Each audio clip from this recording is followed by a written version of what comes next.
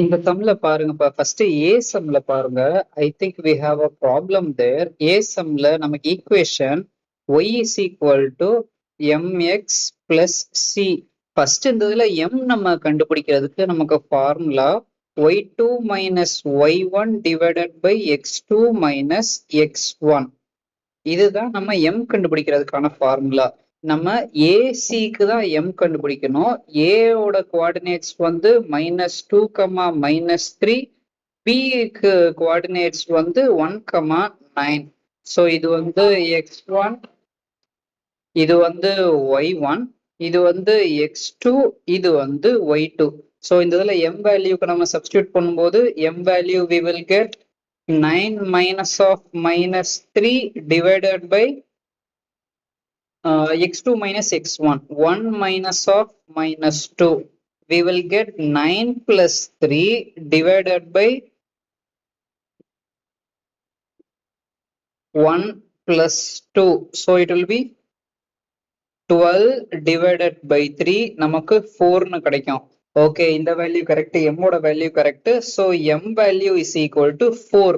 அடுத்து சி வேல்யூக்கு நம்ம ட்ரை பண்ணுவோம். m value 4. we will try to find the c value here.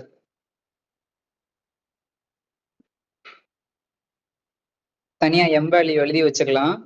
m value is equal to 4.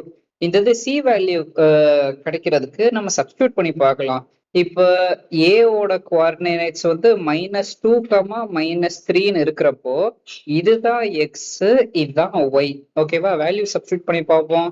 y is equal to mx plus c தானே. y is equal to mx plus c ன்னு இருக்கு. ஒய்க்கு நான் இந்த வேல்யூவை substitute பண்ணி பார்க்குறேன். -3 போட்டு பார்க்குறேன். m வேல்யூ எனக்கு 4ன்னு தெரியும். எக்ஸை வந்து இந்த இடத்துல நான் சப்ஸ்டியூட் பண்றேன். எக்ஸ் வேல்யூ எனக்கு -2 பிளஸ் சி. ஓகேவா? So -3 is equal to 4 into -2 எனக்கு -8 பிளஸ் சின்னு கிடைக்கும்.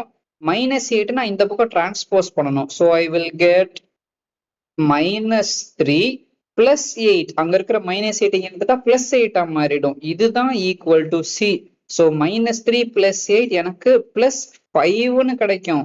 சியோட வேல்யூ எனக்கு +5. நீங்க எங்க -5ன்னு எழுதிருக்கீங்க.